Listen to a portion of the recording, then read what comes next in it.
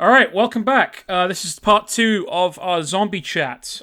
Jack and Joe ranting on about zombies for a while. My name is Jack. My name is Joe. That's the end of the podcast. See you all later. Right. But yeah, so we finished our Romero quadrilogy, pretty much. Yeah, we added the other one on the end. But I mean, I suppose we did briefly talk about the other two. Just that was obviously just me rambling on about which ones I thought were okay, without sort of giving any quantifiable criticism. Just sort of like, I think Survival of the Dead's all right, but I remember it being pretty shit. But I mean, for the most part, we were both not expecting that to take up like as much time as it did on the talk. So this ended up being split into 2 parts. It was meant to just be 1 episode. So. But yeah, that last episode was the Romero sort of zombie films. Very important to the genre, obviously. And now, going to talk about, just broadly some of the other films that exist. Everything in the kitchen sink, Yeah, there's a lot of zombie films out there, but there's a lot of, topics to talk about with sort of how the Romero films influenced all the modern day films and how a lot of the current films aren't too great. Yeah, I think before we get into that, though, we should definitely talk about the lead up to modern zombie culture, because there's a lot of films that just came around. We went. How long has it been? How long have we been recording? I've managed to stutter about a minute and a half into our recording, so that's. That's fun. Anyway, but yeah, what we're talking about is what we're going to talk about first is basically just the sort of the 20th century, late 20th century, from the Romero films up until like the 2000s. I think that's where things started to go a bit shit fuck. I think, but that's how I liked it. That's a technical term, film criticism technical term. That was in my thesis. So I called it the shit fuck scenario. Yeah, but no, there was just a lot of sort of, I think, copycat sort of films and everything. Yeah, but there's a lot of different things to mention. Well, obviously, we went through the Wikipedia list, and obviously, we didn't live through a lot of. Well, we lived through basically none of these big old zombie films from like the 60s going up to like the 80s, 90s. 2000 sort of zombie films. I think we should probably put it in the same sort of category, really. I think in the mid-90s, there weren't as many zombie films, really. I think that was more when you had sort of, like, I guess, like, I don't know, I think that you had a few, but I think it was not nearly as many as you had in the 80s. The 80s was the big old time, but... and then the 2000s brought it back. Yeah, but, I mean, the 80s, speaking, obviously, of the Of the Dead trilogy, I know that I'm pretty sure you've not seen this film, and I don't think it's actually on our list, but I just thought about it now as like as one we should definitely bring up, really, when also talking about the other film that I mean, both of these I think I've seen and you haven't, unfortunately. But as we were doing a lot of prep for this, and this is also just prep we've done over the years of our lives as zombie film enthusiasts. But I watched Reanimator recently. And that's one of them, and then the other one is I've mentioned this to you, Return of the Living Dead. Yeah, that's the sequel to Night of the Living Dead. Supposedly, it's not made by George A. Romero, and if I was going to apply my technical term shit fuck to something, that would be like my case study. It is a messed up movie. It's like a movie that throws away all of the Romero lore about zombies. Basically, it's like, okay, you can't kill them unless you burn them, and if you burn them.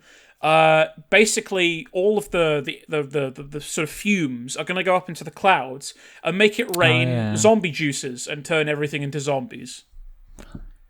That's not ridiculous at all. Well, basically, I mean, it starts off. They find a cadaver in like this sort of warehouse, and 2 of them get like infected. This is as the story goes on, you find this out. But the 2 of them get exposed to this barrel with a zombie in it, right?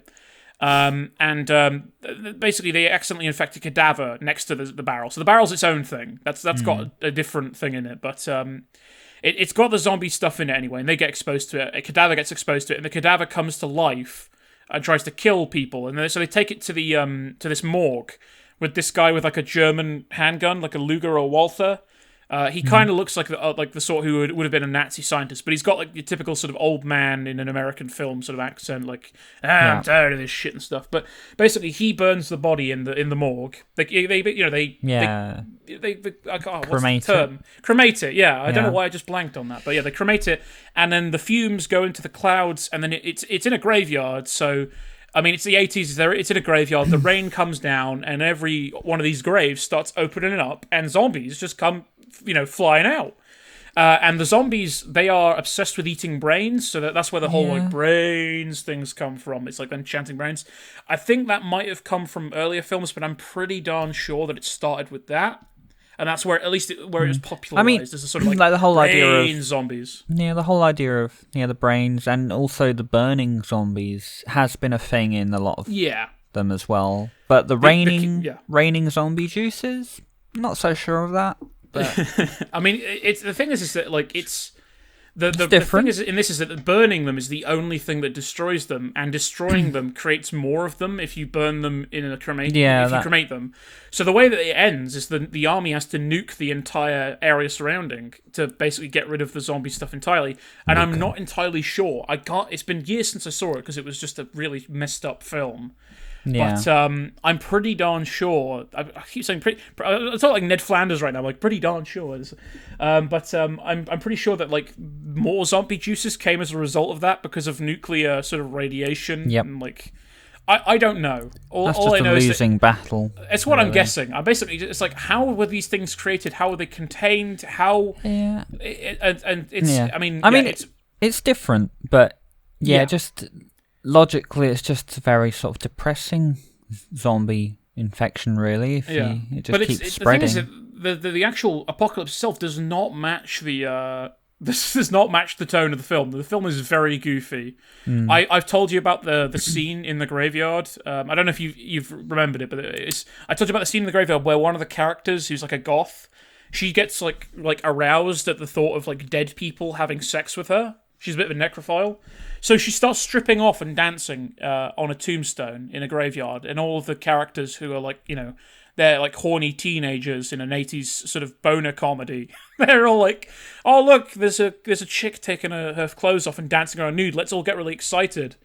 But anyway, I mean, as time goes on, that gets more and more screwed up because I mean, already that's just a screwed up sort of thing to have happen. It's very awkward normal. At times. It's very awkward.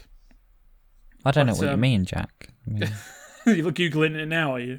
No. I mean, just I go to the graveyard every once in a while just to strip down and have a good time. Sometimes I've been there sometimes, and sometimes like people have been there like looking at me weird, and I'm like, I like shout to them. I'm like, what the fuck's your problem? And then they seem to just go away after that, but. They look pretty scared. I don't know what's their problem, man. But anyway, worried about you were the talking about how zombies. Night Return is it's like something different. But I would say that it's something different, but it doesn't improve upon what. No, it's a different. That's where like Reanimator comes into it. Reanimator is entirely different from your Of the Dead stuff, and it's in fact far more whimsical. It's kind of. When I was watching it, it's a horror, but it's also a comedy. Because I've seen like a little bit. Obviously, I've seen the cover and I've seen a couple bits here and there. Not too much, but it does look more fun. I mean, Jeffrey Combs, who's in it. He's an actor who's been all over the place. He was in Star Trek a whole bunch, just playing several different aliens. He's fantastic in it, and he just plays this nut job, this like student nut job. He's like, I'm just gonna keep bringing corpses back to life with my serum. But basically, so that's the whole point. Is there's this guy, he has a serum, and he keeps trying to test it out as a way of prolonging life, as a way of sort of bringing people back from the dead, and proving his theory that like brain death occurs like 10 minutes after a person dies or something like that. So instead of like at the time with like I don't know the specific sort of medical theory around it, but it's by no means medically accurate. I need to specify that it is. There's a scene where there's a severed head that's about to go down on a naked woman.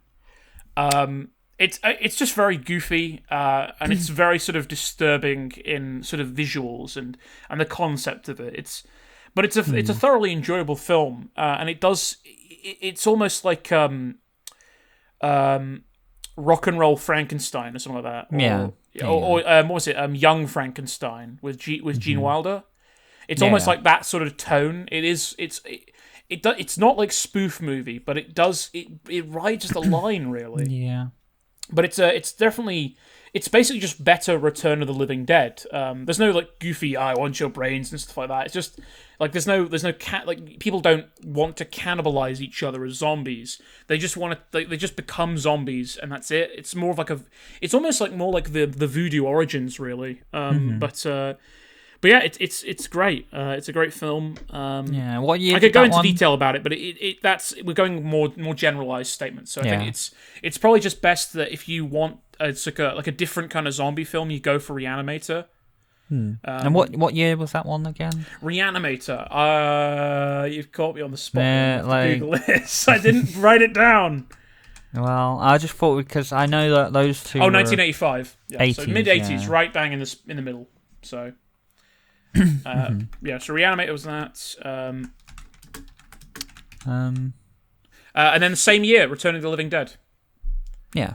And then, something to mention is that then we also discovered that there's like a dozen like sequels to Return of the Living Dead. Yeah, there's just of the Dead in general is a lot of there's. If you look at the list of zombie films, the number of titles that are something of the Dead, or people have stolen the idea, or other companies have taken the whatever, and they've rolled with it, and no one's had as much success as Romero initially did. But I think what's really interesting though is this is like it's kind of like at least the Return of the Living Dead stuff. That's like a microcosm of the zombie genre as a whole, because the Return of the Living Dead was a cheap cash in to the original Night of the Living Dead. And then there's like 4 or 5 like sequels to the cheap cash in to the original film. It's like it's so diluted at this point that that franchise alone could just sell you on how I guess how saturated the market has become, or at least how it started to become in the 80s. Because the 80s was just the rise of like home cinema, VHS, and all that. People started making, a bit more casual filmmakers started to come around. You didn't have to have a film camera; you could just have like video cameras and stuff like that. I guess that's still more towards the ass end of the 80s, but I mean, just as a cultural thing, anyway, a lot more sort of exploitation films were coming out. Like the entire blaxploitation film genre is its own thing entirely because of that. Because it's just like, okay, we're gonna try and get our way into the film business by making sort of like, like a knockoff essentially. It's like, we'll make like a faux sequel or like a faux remake or something inspired by that. Much more successful things, but and again, in general, I think zombie movies, like obviously Romero started, they're sort of like independent films, aren't they? The first, yes, and then they're not that expensive to make zombie films. So there's a lot of I think like top. It's gotten even cheaper, to be fair, as time's gone on. But like if we took like a modern stance, like the makeup, all you really need to do is just pay for the makeup and special effects, really, and obviously your actors.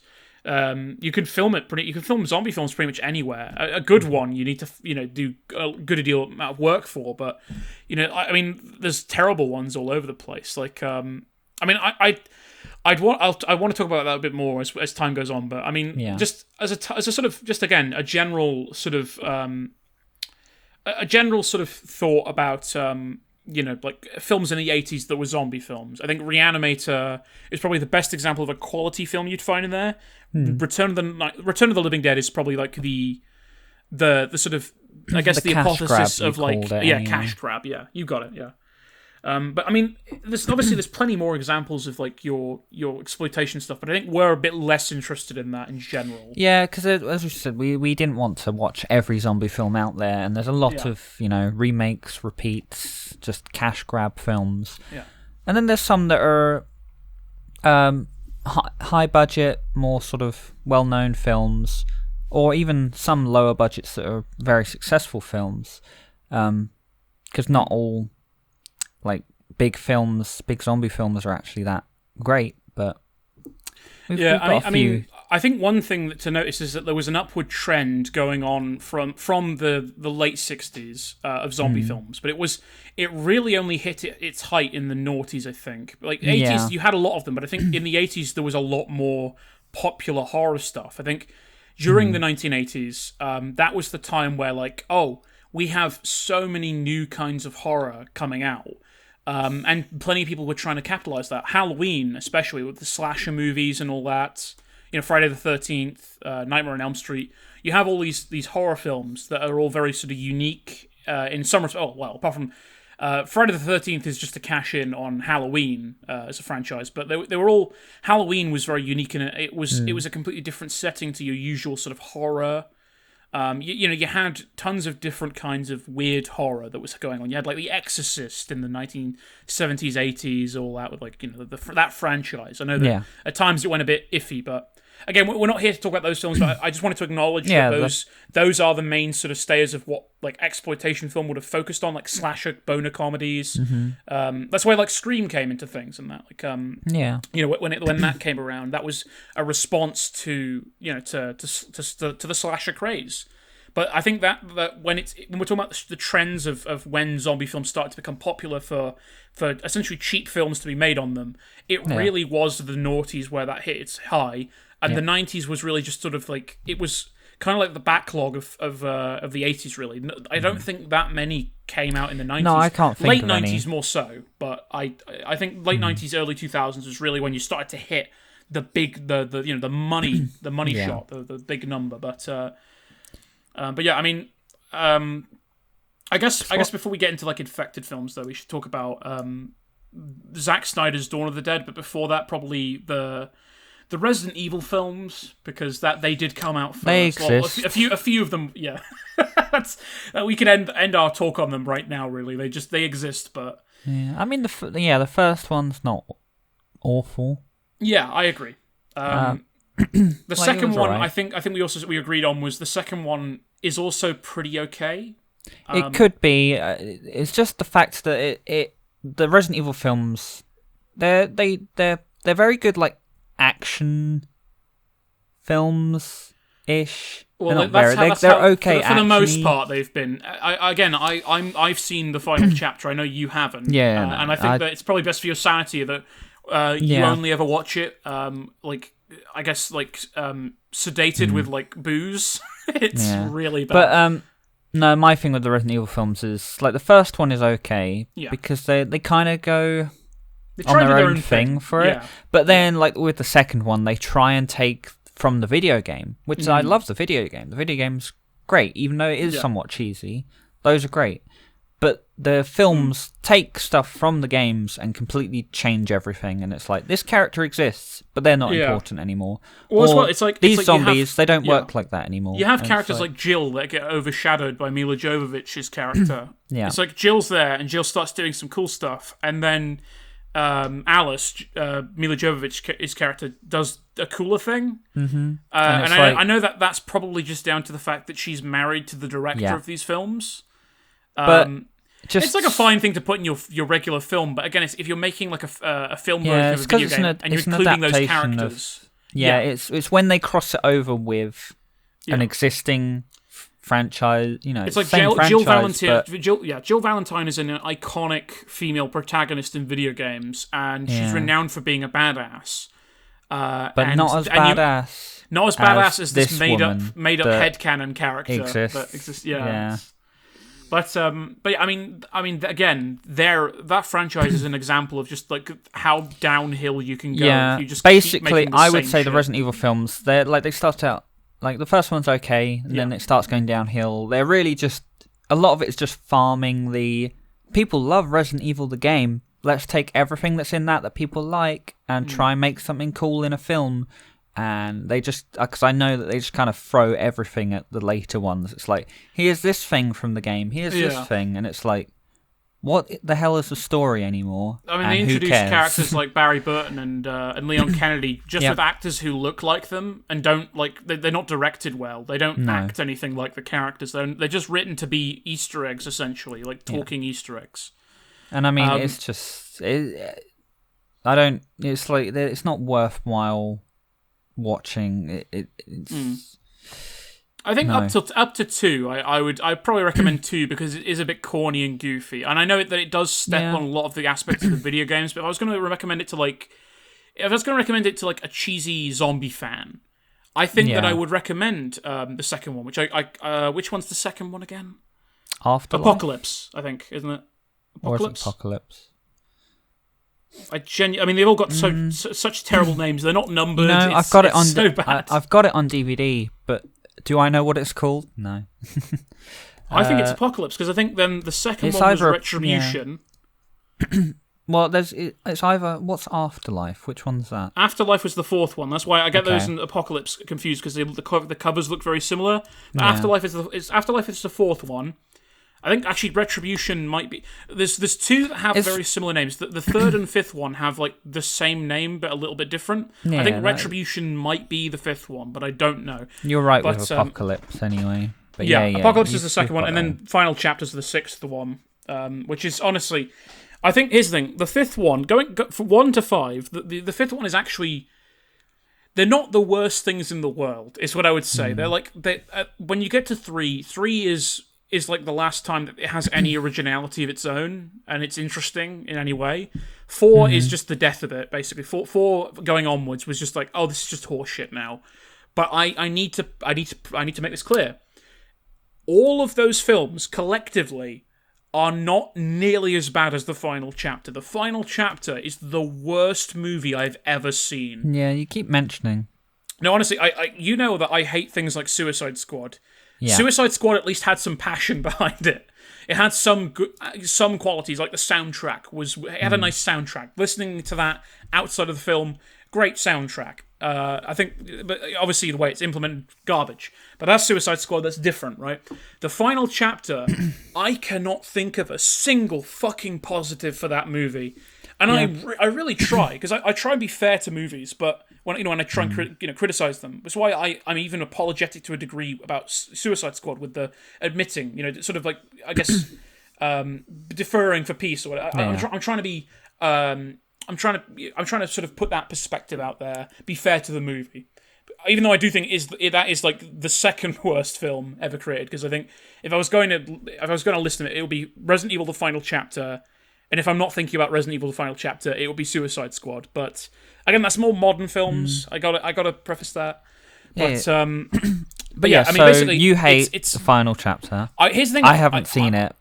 But here's the thing: we need to establish this, right? Is that I'm not as big a Resident Evil fan as you. No. Yeah, that's your jam, right? You're it's just video games. watching it as a film, and Yes, it's awful, which I can understand. Because even from what I've seen, I don't know much about it. But again, all I've seen from the other 4 films. All of them have some originality, something's going on, even if they're not great. They're not that good. But the 4th one, all I've seen of it is, this is a thing from Resident Evil. This is also a thing from Resident Evil. Fight. Yeah. That's literally all it looks like just a battle royale Resident Evil film. Yeah, it feels like you're playing like a battle royale and everyone's wearing like skins of the characters. Yep. It's like John Wick should be coming in now or something, and this John Wick needs the credit card numbers on the back of you. Yeah, it's like. But yeah, so Resident Evil films. Yeah, I think that I was very hyperbolic on that, but I think it's warranted. I'll say I think the first 4 are watchable because even I've had some enjoyment. See, I still think the 5th one is watchable. I think that it's. Well. I don't know. Have you seen the 5th one? No. Okay, then I just wanted to make sure that was why then, and not that you had seen it and you had. I wanted to clarify that. Yeah. Mm-hmm. But yeah. But yeah, I just. Oh god, yeah. It makes me physically angry to think about. I know, Jack. Yeah, I know. That's why we. Yeah, I know. It's time to stop. We're gonna need to try and move on, but I need to preface one thing about it, right? And this is my final point in the final chapter, right? It is the only film to have ever made me have a headache. Just from editing alone, its editing is so bad that it gave me like a migraine. To be fair, I've had good films give me headaches before, though. So, I think here's the thing. I'm only saying that just because like I never get a headache at watching a film. Like I've watched like the Transformers films, and my eyes have just kept up with everything. Yeah. I mean, as well, like I was young at the time, so it's like I'm not like Red Letter Media reviewing a Transformers film, going like my old fucking my old fucked brain it can't handle this. So they're all like old men. So Resident Evil, the final chapter, has given you Vietnam flashbacks. Is what yeah, you're basically, saying. that's our review. Joe's not gonna watch it. I've watched it, and I wish that I hadn't. You weren't there, man, and I'm having fucking PTSD. Moving on. Zack Snyder's Dawn of the Dead. Anything you want to add, Joe? I'm just gonna have a sip of water while I sort of like reel back from my talk about the final chapter. Sure. So which one are we talking about? Sorry, one sec. It's alright. Zack Snyder's Dawn of the Dead. Dawn of the Dead. Yeah.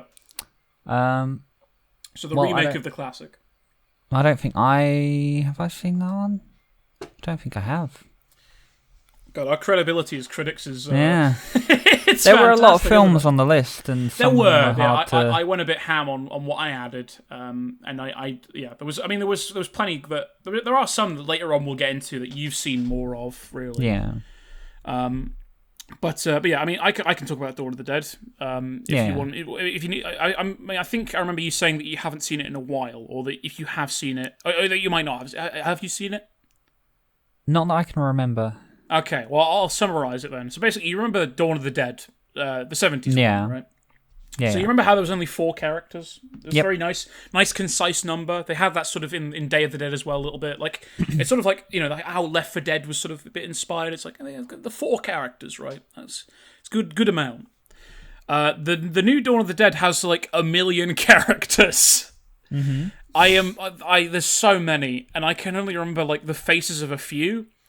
It is the apotheosis of Naughty's zombie films. I think that Zack Snyder started a trend really when he got that made. I mean, it's his first film, and it's his most restrained, really. It's actually not a bad film, like not a bad zombie film either. It's just a bit indulgent, really, and it's not got any. It's not really got anything depthful to it. Like it's not like the George A. Romero ones where you could sort of instill a bit of meaning.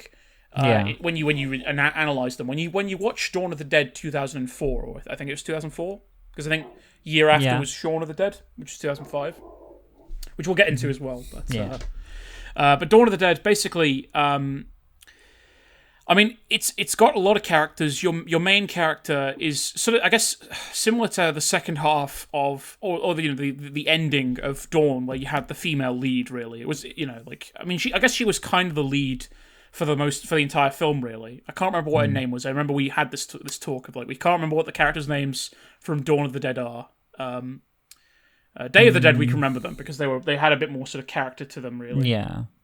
But as well, that one's more fresh in my mind anyway. But basically, she's like a nurse or somebody who she's like a neighbor's kid wanders into their house somehow. I don't know how.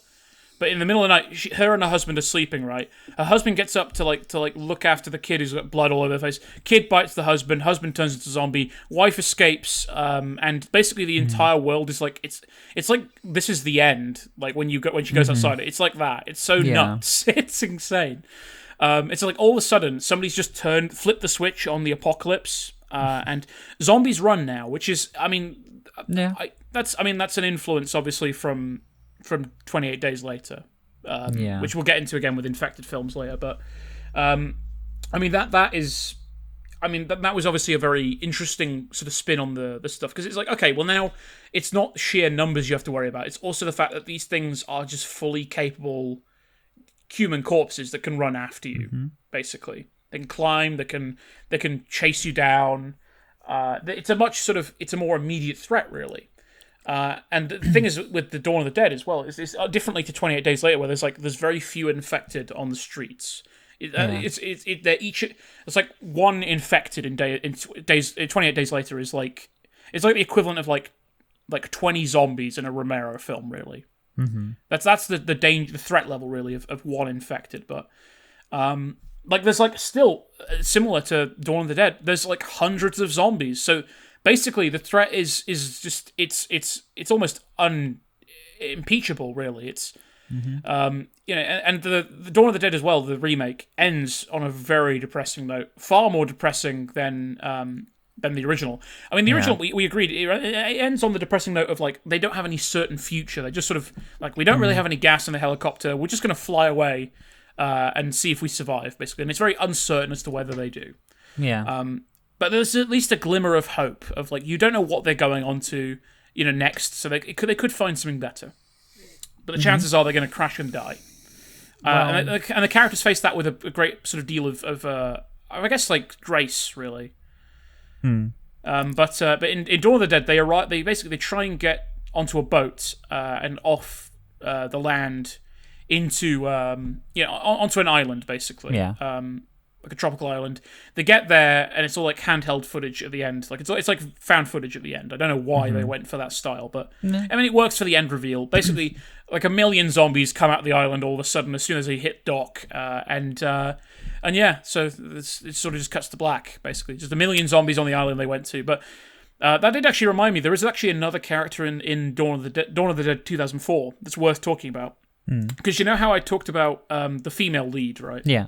Yeah. So we have that similar sort of thing, and it almost regresses as a film, because you know how in the original film, the female lead, she kind of realizes she doesn't need her romantic interest, and she's not for that, right? She's she's like, we're just going to survive, and I've become a capable character more so than you, so you can now die, and my character arc's done. But in this film, it's almost like a regression of that, because there's female lead, and then there's the male lead. The male lead is like a TV clerk or something who becomes the leader of the group, and I'm like, watching it, I was like, why isn't she the leader of the group? Because she's the main character, and this could have even, like, I guess now as a modern perspective is of me feeling a bit more sort of, I guess, caring a bit more about representation is like. The first film was a bit more progressive, really, compared to the new one. It's like, okay, well, so we're going to take this what could have been a strong, independent female character, and we're going to be like, okay, we're going to have this white guy tell her what to do, and be her leader. And when he's no longer necessary to the story, we'll just kill him off. But yeah, it's basically it is just like, I'll say this: the zombie sort of killing in it is very fun. They build like these giant sort of dump trucks with like chainsaw slits in the side of them, so you could take a chainsaw and sort of like cut off zombie arms through the side of the from the inside of the van, essentially, without being. They've got like flamethrowers and shit. It's basically like in Land of the Dead, where they have that zombie killing tank. It's like a better version of that, because it's like Home Depot like sort of style. It's not like it almost feels like George A. Romero heard about, because I'm pretty sure 2005 was also Land of the Dead, or 2008, I think, wasn't it? No, it was 2004 or 5, somewhere around there. Okay, so it came out anyway, the point is around the same time. I'm pretty sure that he took he must have heard that somebody was making a remake of his film. He was like, "You got chainsaws? I gotta build a tank." And then he's like, his old sort of like hopped up on some sort of meth or drugs or something, is like his old fucked up brain is like, it's like, I gotta put a tank in my film. I mean, that's also a staple of zombie films and games anyway, is sort of this like makeshift vehicle of death. So I guess it originated I think that from... he did it. I think that George A. Romero didn't do it the right way, though. Because no, again, it's like no. the other, like the Dawn of the Dead one. It is like they're in a mall, so they have the resources to basically just fashion, like almost like in Army of Darkness, like that weird helicopter car that Bruce Campbell has that starts munching up skeletons and demons. Yeah. So Evil Dead is also something to bring up. It's like, we're not talking about Evil Dead because it's demons, not zombies. There we go. Just and I haven't seen it. But... I've seen it, but that Sam Raimi will get his own video, his own episode. That's just a given. From what I want to express in that. But yeah, Dawn of the Dead. I think unlike like Reanimator and like, I don't know, I think more so than the first two Resident Evil films, Dawn of the Dead remake definitely deserves a watch, I think. Yeah, but if you want a quality zombie film that's better than it should be, don't watch it. Watch the original. Yeah, I mean, the original Romero trilogy, it's a good starting point, and if you wanted to continue the 2000s one, I mean, it's almost like watching the Evil Dead remake, which I also recently did. I actually have it on DVD here. I'm gonna. I mean, you can't see it, but I'm just gonna shake it around the microphone. I just hit the microphone with it. Nice. I got it on DVD recently just because it was cheap. I didn't think it was worth getting on like Blu-ray or something, but I watched the original films and I watched the new one, and I was like, it's not the worst thing in the world. I spoke to you about this the other day, actually. I think it's all right. It's a decent horror film, but my point is that I wouldn't have gotten this had I not watched the original films. And it's a good sort of contrast because there are things that this film does better than the original film. But there's also things in the original film that does better than this. Yeah. And it's just interesting to sort of compare those things. As I think as a sort of cinephile, I think I would recommend getting Dawn of the Dead 2004 or watching it or something like that. It's definitely, I think, something that would be interesting to have in your collection, just as a sort of contrast for those of the Dead films. And it's certainly better than Return of the Living Dead or any of these other sort of like cash grabs as a remake. It's not the worst remake in the world, I'd say. Yeah. And then, so what do we... putting my copy of Evil Dead back. Oh, I nearly knocked out Moon. Good. So, I believe in the same year, though, we have... A year after, actually. If we're talking about the same film. Well, I was going to bring up Shaun of the Dead. Yes, I believe it's a year after. 2004, just checked it. Oh, is it same year then? Yeah. Okay, wait, actually, I want to... What year was Dawn of the Dead? Okay, so same year. I thought I swore... And then Land of the Dead is the year after.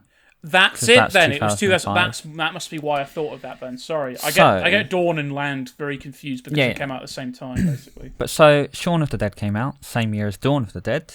I wonder where they got that name from. Well, I mean, the entire point of it is it's a piss take.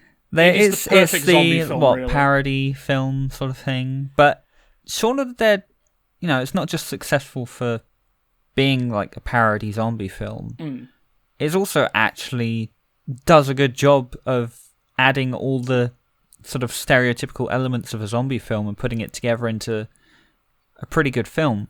Well, that's Edgar Wright, isn't it? I mean, Edgar Wright, obviously you watch Hot Fuzz and the same thing's evident there. Again, we're having our own episode for Edgar Wright because I would marry that man if he asked me. But, but again, it's a film that starts to bring back, as you said, like Reanimator is more of like a fun film, but cuts that line between, a regular zombie film and like a parody film, whereas Shaun of the Dead goes all the way. I mean, Shaun of the Dead, I think, like you say, it both goes on the extreme end of a parody, but it also it's not the same as those other spoof movies that came out, especially around that time and after, because Shaun of the Dead, as much as I love Shaun of the Dead, it definitely helped kill the genre of zombie films, because it was just like, okay, we can parody elements and still have a good film. And people who, again, it's like I've spoken to you briefly about like science fiction and how modern science fiction is more concerned about the aesthetic of it, of like how something looks, what science fiction looks like. It's the same with like this film. It's like, okay, it's a parody film of zombies. Oh, okay, I'll do that then. It's like, and there's like you have like the movie people who make like epic movie and date movie and all that. You have them making stuff like that, like scary movie and stuff like that. But and there's plenty of those around the place. I've mentioned to you a film called Bong of the Dead, which is just the worst piece of shit I've ever seen, but was simultaneously the worst piece of shit I've ever seen, but also the most entertaining, bizarre, like cash grab, garbage zombie film I've seen. Because it's just about it's about two stoners growing weed out of zombie brains, essentially. And it's garbage. It's not funny, but it's just weird. But Shaun of the Dead, I mean, it's a good comedy. It's a good horror film. Like the horror in it, the gore, effective.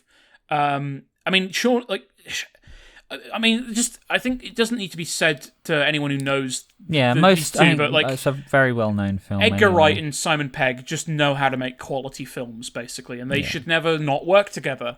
But they've decided that they should part ways, and it upsets me very much. But I do hope that in the future they'll work on some film together or something. Because especially with Simon Pegg, his writing's improving a great deal as time's going on. But yeah, it's just another film that continues the sort of all the zombie. What do you call it? Well, it's sort of craze, I guess. Yeah, but it continues the legacy of the Romero sort of stuff. I guess that's like it's almost like when you watch like a video essay on YouTube. It's when somebody's using like fair use content, when you're like reviewing another YouTubers or like another films, like film reviewers. In fact, it's like if you know it's transformative. In its sort of criticism that it deals towards films like that, but it's also it shows a great deal of love for the genre as well. Yeah. But I mean, it's kind of funny that it comes out. Obviously, it's deliberate almost. It comes out at the exact same time as Dawn of the Dead and the year before Land, because it is just. I mean, it's taking the piss out of Dawn of the Dead completely. I guess I honestly don't know how they managed to cobble it together at the exact same time. I guess they must have had some sort of inside source or something, because it's so relevant to that film as a criticism. Because Dawn of the Dead, it is so indulgent in its violence. It's so like sort of when you watch them side by side, they are like companion pieces. Shaun of the Dead is like just the better sort of version of Dawn of the Dead. Really, it is almost like a remake. And it's in a unique sort of place. It's in England, in London. You know, it's all situated around like a neighborhood and a pub. Really, I mean, as well, I'm guessing it was definitely lower budget than most of your zombie films around that time. Yeah, I saw something about Shaun of the Dead where I think Simon Pegg was saying they paid some of the zombies £1 to. I heard the exact same thing. Yeah, I was amazed by that. Thinking about that now, it's like the Union would have his hands in cuffs, man. Hey, at least they got paid to be a zombie. I mean, it's kind of amazing. It's kind of amazing to think that. But no, it was Shaun of the Dead's very low budget. Yeah. Anyway, but they works. It all works fantastically. Yeah. It's a proper use of budget, really. But yeah, I mean, I know I briefly spoke about spoof movies in between that talk with Shaun of the Dead, but I think it's important to at least. I don't know if you have anything to say about it. It was important to at least address it, because this is when, like, as I said, Shaun of the Dead is a fantastic zombie film, but it also killed the genre, I think. That's my hypothesis. Yeah, I mean, I don't know. Like, there's definitely not been another good, like, classic zombie film. The zombies have changed. They've evolved in recent times. And that's why we have a lot more infected films and running zombies and all of that sort of thing. They have to step up their game, the zombies. Well, I think the funny thing is, obviously, that in Shaun, though, zombies are still Romero zombies. Yeah. And they're much scarier than they are in Dawn. And then they all get gunned down by the military. Yeah, so, and that's another interesting. It's an interesting subversion. Is that like in none of these films does the military just come in and shoot all the zombies? The Night of the Living Dead. There is the first. Well, that's the hillbilly sort of like the police come in and they shoot everything, and it's not too the hillbilly bad. Police and like hunters and that. But I mean, that one's still it's more dour though. I think that's probably where they got the idea from. Probably. I mean, they do just come in and kill the zombies at the end, but they also kill the survivors. But again, it's like I guess because I don't know. I mean, there's no like sort of black mains in the movie, so I'm not going to make like a racial comment of saying like, oh, maybe if they were black then they'd be. I think that's just like it's like something, again, you can infer that if you were doing like racial studies on the film, but I'm not doing that, so I'm not talking about that. But either way, zombies, after their last failure in Shaun of the Dead and even in Land of the Dead, they kind of had their first success in that, but I don't know. Yeah. Zombies get off on that one. I suppose one thing to also consider with Shaun, though, is Zombieland. Zombieland, yeah. Because Zombieland is basically, it's sort of in the same camp, really. Yeah. It's the American equivalent, basically. Yeah, I haven't seen Zombieland either, but it's more of a fun. Yeah, I mean, the first one I've seen, and it's good. But the second one I've not seen, but I've heard terrible things about it. I've heard it's got the fatal sin of being a comedy and not being funny. Yeah. Zombieland 1 is funny. It's genuinely funny. It's got genuine sort of unique sort of twists on zombie apocalypse. It's like the main character, Jesse Eisenberg. I can't remember what his name is. They all have like American states for names. But basically, or like cities or something. Anyway, he's got like these rules for survival essentially, and It's the quirky ways that they do that. They've got like it's weird. It's a quirky zombie film, is what Zombieland is, and it is sort of like an American response to Shaun of the Dead, really. It is a shame that, like, again, I think similar to my comment on Shaun, I think that also helped sort of spur zombie films in the wrong direction. Yeah. Yeah. Yeah. Again, I think less so we should talk about that, because I think Shaun of the Dead is way more sort of landmark important, but Zombieland worth watching, worth talking about, I think, just briefly. But yeah, I mean, that again could have its own sort of like episode. It's a good film. I would just thoroughly recommend it. Yeah. But yeah, sorry, I know you were trying to edge into infected films because because the zombies have fallen. You know, they've had their those are the last sort of successful. There are other zombie films, but none that are noteworthy. Yes. Most of the modern day films that people might consider zombie films are more sort of infected films, really. Oh, maybe we should start with the sort of the engineer of that as well, which is incidentally, I mean, this on the timeline they should have come before the Dawn of the Dead remake talk, but it's 2002. Yep. Our film date 28. Well, not our film. We didn't make it. We made this film. I was 4 years old. 20 years ago. I was 4 years old. No. Who is the director of 28 Days again? Oh God, I'll Google Just it now. hitting you with more questions. I should know this. I think Danny Boyle. Why didn't I think Boyle, of that? Yeah, Danny Boyle, Train Spotting. That was weird, man. Yep. Oh shit! Wait. Sorry, before we go ahead, it was written by Alex Garland, who is like another like person I love in film at the moment. Alex Garland made Ex Machina and Annihilation. Okay. He's a fantastic writer, Alex Garland. Give him love. But yeah, so 28 Days Later. Yeah. Very good. Days later from this conversation. Very good film. It's fantastic. Set in the UK as well, so, you know. Yeah. It kind of was one of the first, probably, films to do, like, zombie infection sort of thing in the UK, because I can't think of any from before. Well, no, it is, I think, because, I mean, obviously, 2004, you had Shaun of the Dead, but, I mean, if we're being realistic, like you say, I think that is the first example. At least, I mean, maybe you had like voodoo zombies in the UK, like in the 60s, where it's like, Barbara, we need to get away from here, Barbara. The zombies are going to come into our sort of our 1960s Ford. Barbara. Anyway, to get you. But so, in the UK, 28 Days Later, it's set 28 days, believe it or not, after the infection has already spread across the country. Yeah. And we follow a guy waking up in a hospital. Just, you know, everyone else is gone. Yeah, where they're gone, It definitely inspired like modern zombie fiction as well, like Walking Dead. Walking Dead is the one where it's like he wakes up in a hospital after the outbreak. They definitely, like, where's everyone gone? That from this. Yeah. Oh no. Obviously.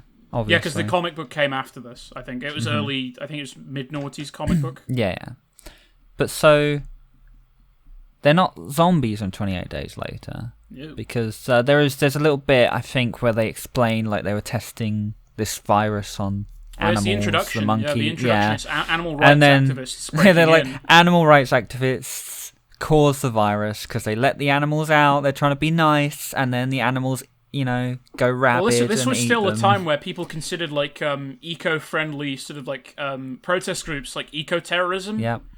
Like, because this was at a time where, like, you have, like, you know, like, global warming, you know, is really sort of hitting its high on, like, people trying to persuade the government to do something and stuff like that. And like, you know, to many, especially in the US with, like, Steven Seagal fiction, there's, like, it's always eco-terrorists. It's always terrorists who are like, we want to save the whales, so we blow up the world. That's always what it is. So, again, it's funny. It's a little quirky thing that it is, like, as you say... Yeah. Eco-terrorists. They end the world, really, or they end the UK. Yeah. As we learn in weeks later, it's just isolated to the UK for now. Well, actually, yeah, because end of weeks is very vague on that. Paris, I believe, is in the end. But so surviving during this infection. But these zombies, they ain't your normal zombies. These are like rabid, infected, angry animals, as they explain it. They're out to get you.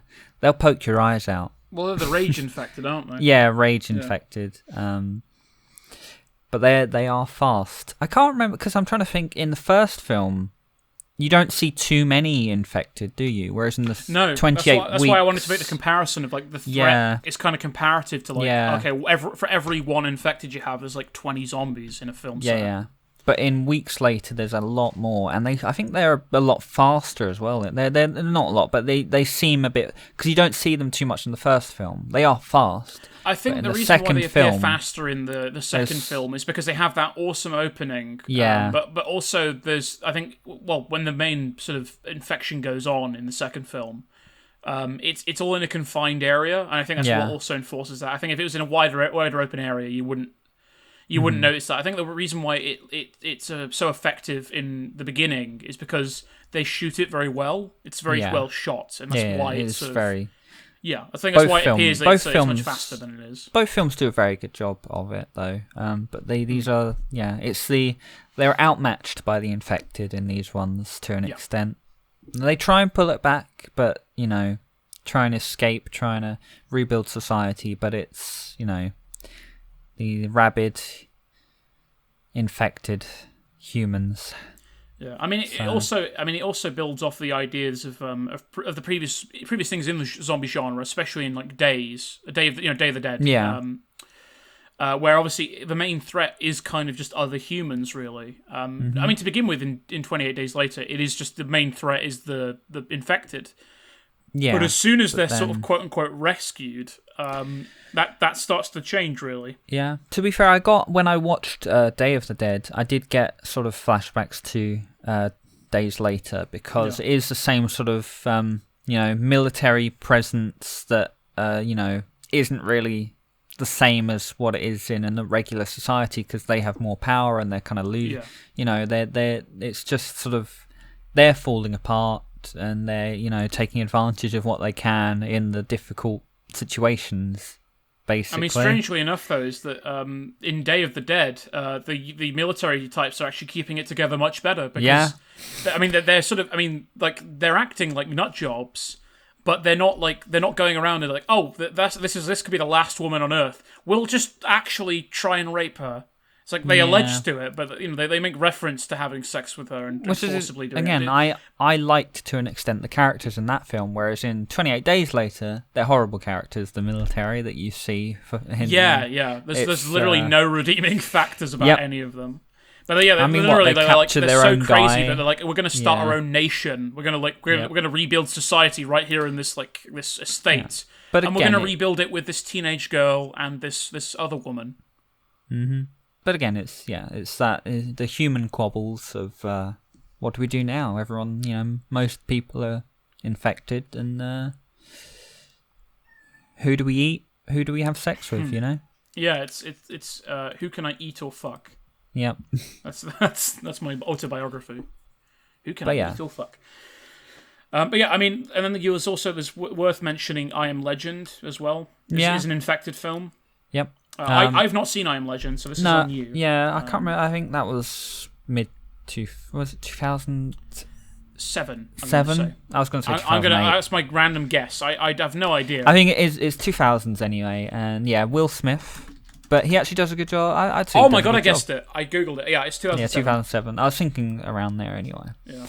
But yeah, so these again they go off for the fast infected, except these ones only come out at night. There's always, every film tries to come up with something different. It's like, oh, these are like vampire zombies because they only come out at night. And these are like really rabid, fast zombies. And these ones can climb on each other. We'll get to that one. Yeah. But yeah, the I Am Legend, they're actually, the zombies are portrayed more as, they have some sense of intelligence. They're not just rabid, but they're very angry boys. But they're not. They haven't lost control of their minds completely, because they're kind of shown to have relationships between each other, and the zombies. Because there's only one human until right at the end of the film. In the film, Will Smith is the only survivor that he knows of. By osmosis, I'm familiar with the film, and again, it's like I know pretty much everything about it. I just never seen it for myself. I also know the backstory of the movie itself, and I know that it's a remake of a book. Yeah, again, zombies remakes and remakes, but I think it is a very good film. It's like very emotionally invested in the film. It's good at getting the audience to, you care about Will Smith and his dog and everyone in the film. But then you're like, hey, you should care about the zombies too, because they have, relationships and whatever, but it's like they do eat I know people. that at the end there was a lot of controversy for the ending because there's two different endings anyway. I'm a fan of the one I saw originally and not the one I saw more recently. So there's a bit where the zombies kind of are they're toying with Will Smith, and they set up traps for him to walk into, which is interesting. And it's very stressful situations. It's good at intense scenes and emotional scenes and stuff. But it kind of does, from what I remember, it takes its time with it. It is just establishing again how one human would deal with being alone in this city full of infected, all by himself. And it's playing off of that and the emotional impact, and there's then the infected, how they react and what they learn to adapt to harder scavenging for food sort of thing. It's almost like Moon or The Martian, really, as well, because it's the isolation factor. Yeah, but it's a very good film. Definitely worth a watch, but it's a lot more of like a sort of it's because I can't remember. It's not a very action-packed film. Is what I'm gonna say. It's like a lot. Even all the other films, I think everyone we've covered so far, quite like action-filled for the most. There's a lot of mixture of in between bits. But yeah, I Am Legend's quite one that takes its time with it, and it does a good job. Not sure about some of the CGI doesn't quite hold up.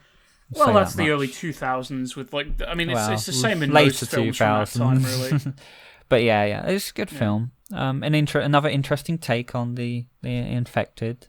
Yeah, which I don't know if we've sort of stated it, but I mean, I think infected films were really the saving grace of zombies culture, because they the motifs of them are the fast sort of infected, and it's that escalation of more intensity, more action, more desperation, more emotion.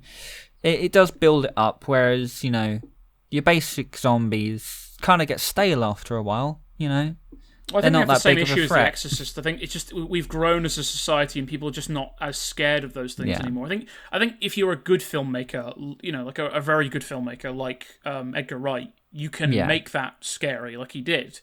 Mm-hmm. But I think again, it's very, when you try and remake, I guess films from a genre like that, you're going to need to bring some originality to it, at least in the presentation. And I think Infected Films and Danny Boyle, and I don't know who made I Am Legend, but whoever made I Am Legend, another Google job. We do research, we promise. I mean, it's just in we between just watch the films, recording bits and. But then we kind of forget, and we're covering a lot this video, this podcast, this episode. That's it. How many other? Do we have many more? I was gonna. We got two more things to really talk about. We got World War Z, and then we have I wasn't gonna go the future of the genre. Yeah, so we can finish with World War Z for now. There's not much to say on that. It's another one, I wouldn't say not as good of. It's an okay film. It's an actiony. I have no emotional investment in that. Whereas I Am Legend, I think, did a good job, and all the previous films, most of which I really, was invested and liked. World War Z kind of has the Star Trek 2009. World War Z, just everything's blowing up, and it's like, how am I supposed to care about this? It's like, so they're on a plane, right? At one point, and the zombies, one zombie gets on the plane, and it is effective in showing how fast the infection can go through. But it is just it does make me just think how did that happen? How did a zombie get onto the plane? The whole point of them quarantining people for the plane. It's honestly, it was very stupid. I think story-wise is all over the place. It's not, but some of the characters have a classic case of the dumb bitch syndrome. Yeah, but it carries over the sort of intense infected from like 28 days because they're almost exactly the same. Yeah. They're like instantly infected. They're instantly fast boys. That is a good factor, I think. The instant infection is also it satisfies medical experts who watch these films because obviously the way that the circulatory system of a human body works is that as soon as something is in your bloodstream, it's pretty much just entirely within your body after a few seconds. And I'll say they do a good job of when they show people getting infected. It's quite sort of shaking the way they film it sometimes. They do a good job of that. It's like you see these people just start spasming convulsing instantly, and it's like you already know that someone's infected us immediately. They drop on the floor and immediately start. Yeah, it's good characterization for the zombies. That's the one thing I'll give it. There's some good bits with like the infecting of the zombies. Yeah. But because unlike 28 Days where it takes place 28 days after, this takes place like at the infection start. Like the minute it starts. Yeah, and like you start in the city, like American city, probably New York, somewhere like that. And then immediately they're just in traffic and like 5-10 minutes into the film, the whole city's just, it's gone to hell. The intro has had the piss taken out of it extensively, especially by like South Park, which I think had my favourite sort of piss take of this film, which was World War Zimmerman, which was hilarious. It was talking about the George Zimmerman sort of like case. I think he killed a kid or something, and it was fucked up. But they took the piss out of it, and it's like I think he killed like a black kid or something. And so like they take the piss out of like the cliche of having the happy family and the happy wife. The perfect sort of family life essentially, and then this character's life gets flipped up and upside down, and I'd like to take a minute, just sit right there, etc. Etc. How I became the Prince of Bel-Air. Yeah. But yeah, I mean, some of the set pieces are very entertaining, but I don't. I must admit, I know that you said that you think it's an okay film. No, I think for the most part, I think it's an okay film, but I would say that I think okay in general it's a piece of shit. It's like low okay. It's a low okay. Yeah, it's exactly. Like I wouldn't say it's an awful film, but it's nowhere near good. Yeah. It's nowhere I near know. good. I did. I was that's what I meant when I was. But what I mean when I think about it is that I think I think of it a bit lower. Not much lower. I definitely think that it's watchable, but I think just because I was excited for it when it came out, I think that probably added to it. Just from a nostalgia factor. I really don't like this movie. The video game, on the other hand, which we have played, is actually pretty good. It's fun because it's a video. It's also because I think they do an okay job with story in that as well. But it's because you get to murder the zombies in that. And there's so many. This is just Left 4 Dead essentially, but with the World War Z sort of like. Yeah, and that's the other thing. The other big thing about World War Z is that the zombies, they sort of, their intelligence is they climb on top of each other to get over massive walls. That's basically like it's cool the first time you see it. Yeah. But then after that, you start to consider, how does that work? Yeah, how does that work? It's a bit ridiculous, and I don't think they do it much more after that either. It's just like that one bit. I mean, in the film, it's. I mean, I don't know if you ever been told. Have you ever been like told of this criticism, which is, I think, the best way of summarizing the film and how it sort of it does do effective things, but it fails at it overall. Yeah. Millions of zombies can climb over the highest wall ever, and infect a city. But they can't get through a wooden door with like a few chairs against it at the end of the film. Yeah. No, it's like there's a lot of it's not a consistent film anyway. Yeah. Like wooden doors. I would say like it's all over the place anyway. Because you got these big action sequences, and then you have like little action sequences in between, and like really like not interesting bits. Like there's the whole ending bit where it's like it all comes. It's very anticlimactic, really. I think it's like he finds some cure or whatever, and he just walks past the zombies because they don't care anymore, and it's like okay. As well, it's sort of like what's it called? War of the Worlds. It's like War of the Worlds. So the ending is that the weakness is disease and bacteria. It's like it's a gimmick that is kind of wearing thin at this point, like 40 years on, or I guess like 60 years on, really. But yeah, it's not. Yeah, it's just a weird one. That one, it's not. Would not recommend. Should we move on to the final sort of topic then? Yep. So where do the zombies go now? How are they going to evolve? How are we going to involve? How are they going to be feeling? How are we going to get some zombies on the podcast? Jack? I have this this vision, right, of like a zombie sort of AA meeting, like that. It's like a ZA meeting, Zombies Anonymous. Yeah. And then it's just like this random sort of human guy who's like with a clipboard. He's like, okay, next we're speaking. How are you feeling? That's his name. His name is. What's his name? Can we get Bob on the meeting? Bob, yeah, let's get Bob. Let's get Bob on the podcast. Yeah. We gotta get a following before we can get Bob on, dude. If Bob's still alive, dude. Yeah, that would be the dreamer. Getting Bob on. I don't really know what films are coming out at any point at the moment. Yeah, I know this is mainly sort of like my sort of area of expertise, just in talking about like because basically. I mean, some people might listen to this and know where I'm going with this in terms of the future of the genre and know where we're going in terms of the talk. But anyone who is familiar with modern sort of changes in the zombie genre knows that, infected films have kind of fizzled out a little bit. They were like a spark. They were the spark that was going to ignite the fire that was the resistance or whatever. I can't fucking remember this Last Jedi joke. I don't know. Anyway, basically, it was like a sparkler. It burned bright and then it burned out very quickly.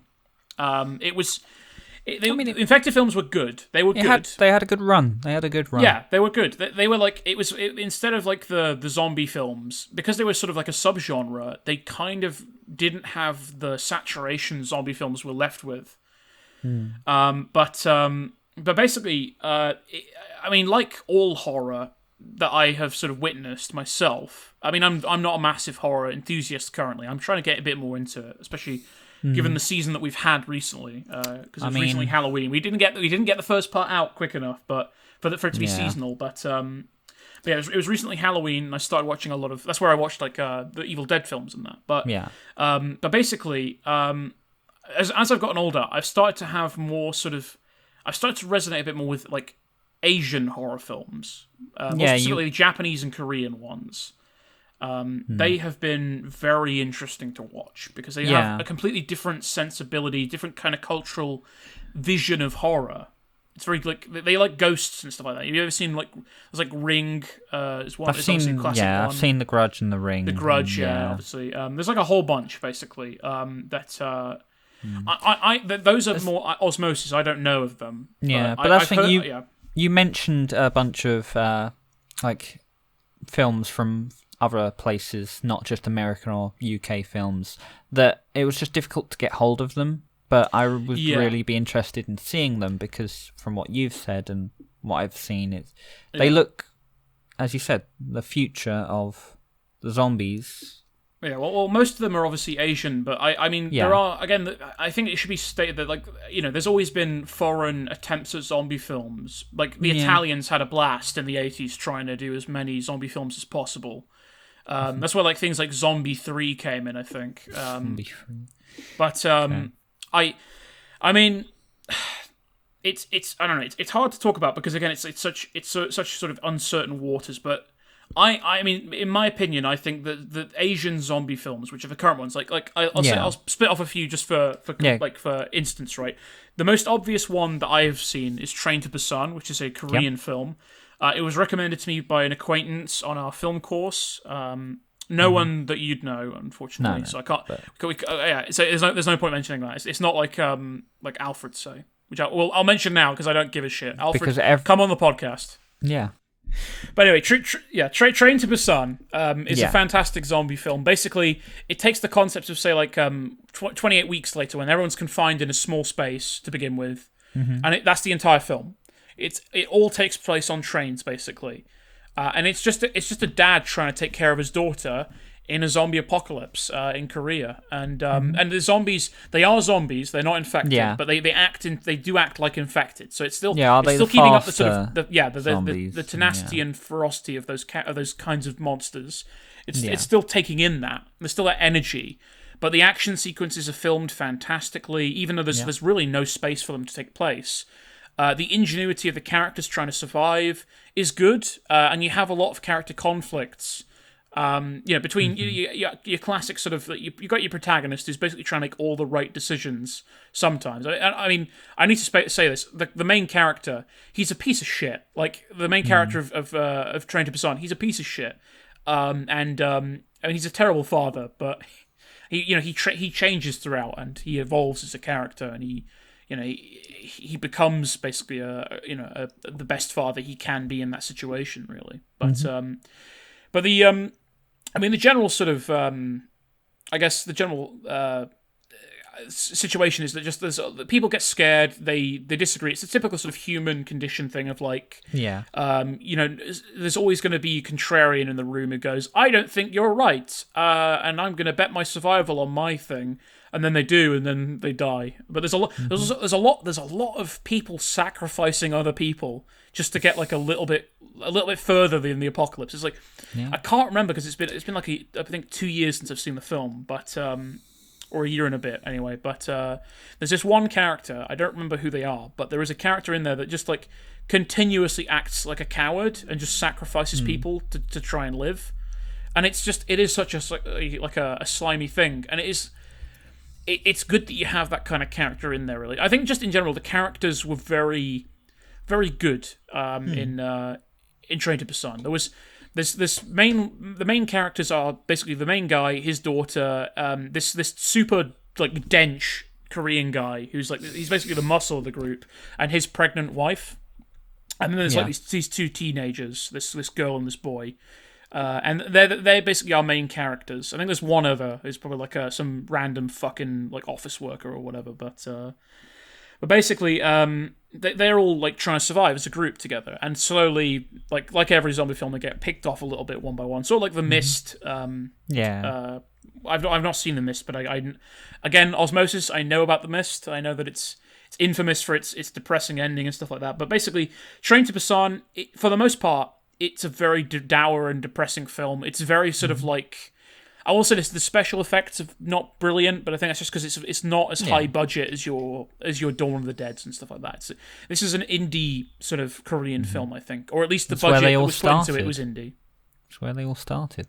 Yeah. Yeah, I mean, films. A filmmaker with a good idea and not a lot of money. Really, and zombie films in general are very cheap to make. I remember I was talking to two of our friends. I won't mention them because I know that they want to remain anonymous for the most part. How dare they?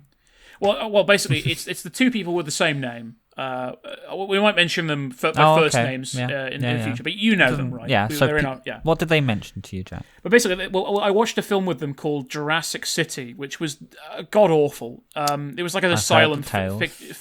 Basically, it was like Sharknado. Yeah. But I don't think it was Asylum though. I think it might have just been. It was just inadequate. It was a silly film. Basically, it's called Jurassic City. It takes place in a prison. There's raptors get loose in a prison, and the raptors look terrible, by the way. Yeah. But I kept thinking the entire time while we were watching this film, I leant over them and I said, if I was given the same budget for this film, I reckon I could make a passable zombie film set in a prison that would be entertaining out of this budget. And it would look far better than this film and how it turned out. Believe it or not, Jurassic City is garbage. It's easier to get a person to look like a zombie than to create a dinosaur. Yeah. Makeup, props, costumes are going to be a lot easier to sort out. Yeah. As well, like, I mean, I'm sure that you could do CGI blood, but I mean, one thing I definitely want to do if we ever make like action films or zombie films is go the Tarantino route and just use squibs because they're just glorious. Yeah. I rewatched Django the other day and I was like, I was in awe of how much blood there is. It's fantastic. But Train to Busan, basically that and a film I have not seen but has been thoroughly recommended to me, which is One Cut of the Dead, which came out last year. Those two films are like, they're renowned by a lot of people as being fantastic modern zombie films, and they show that. I mean, Train to Busan I think was 2014, so it was a little while ago, but I think that like. Still Again, it shows it's like before that point you didn't really have Asian zombie films that were at least like a little mainstream.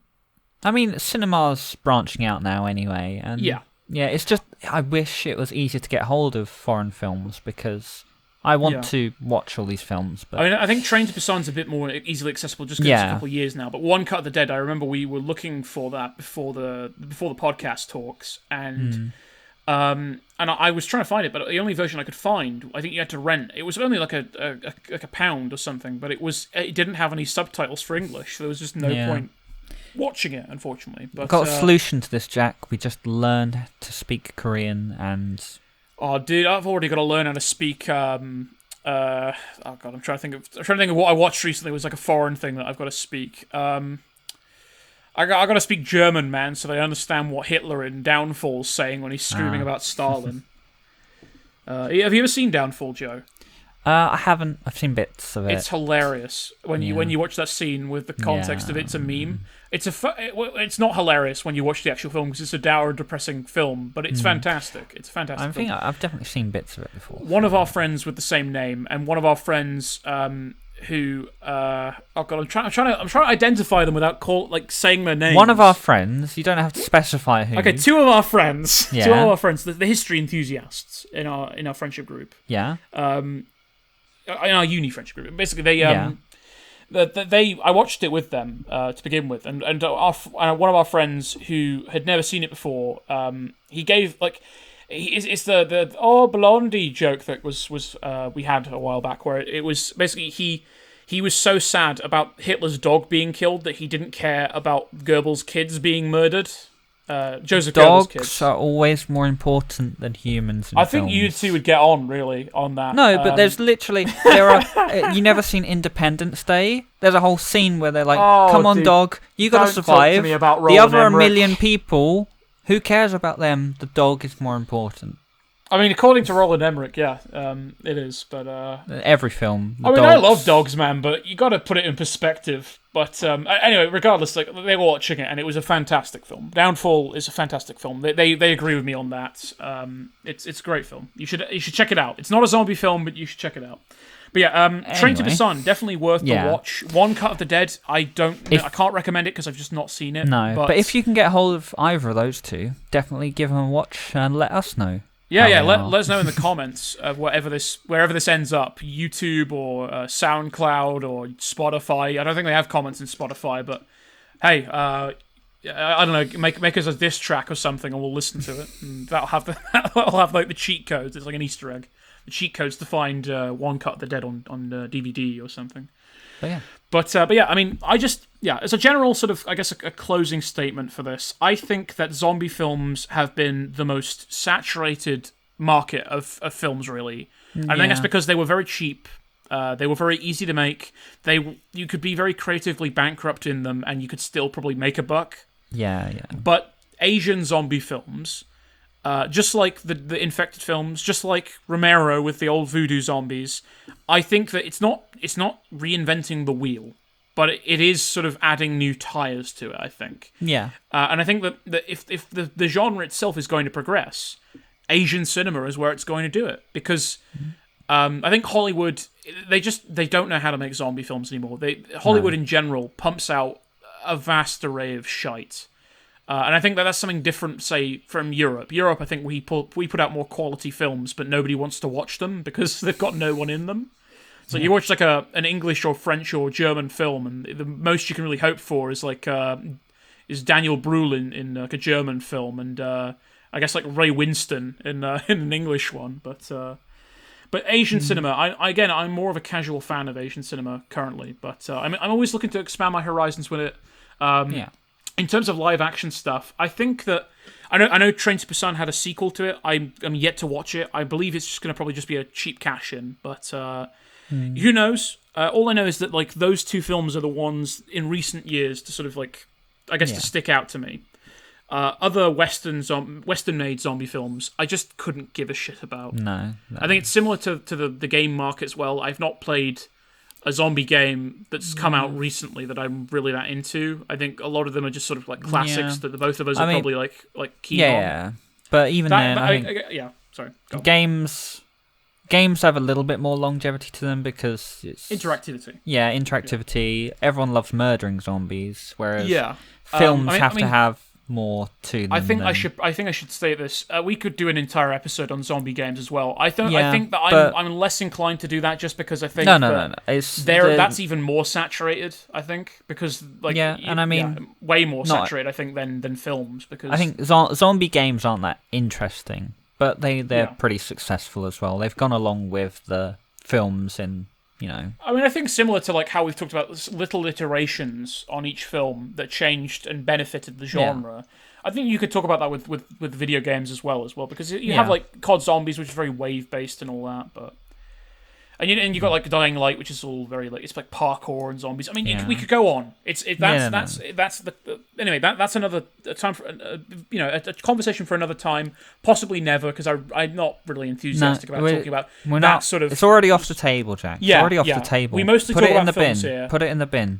Yeah, put it in the bin. It's not in the no pin in it. It's gone. Unless people want us to talk about it, in which case, of course, we'll probably do it. I'm not talking about it. No, Joe, money. If we ever get monetization, we're doing that.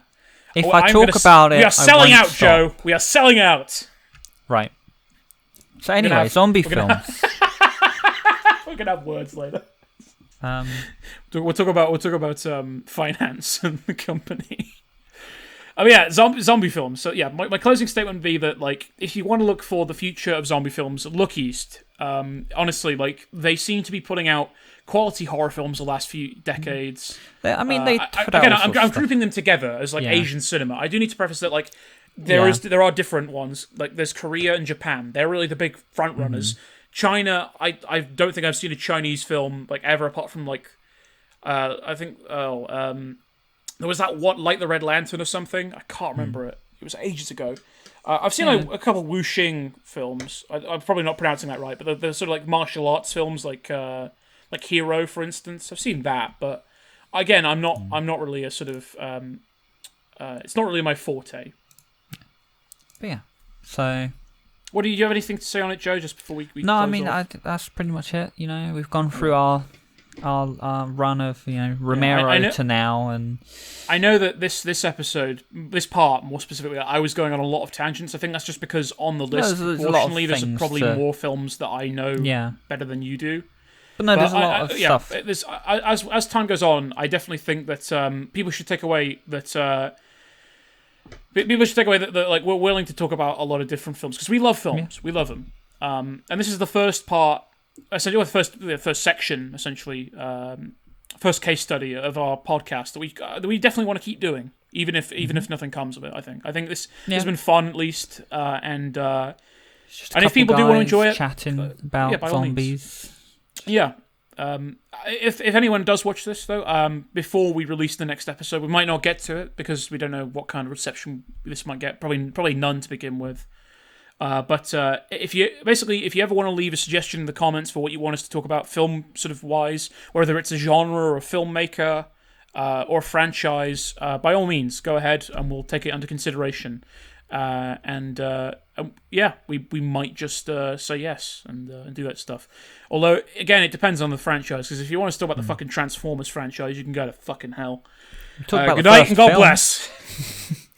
That's my closing statement. Well, until next time. I've been Jack. And I've been the other one. And we've been the other ones. Goodbye.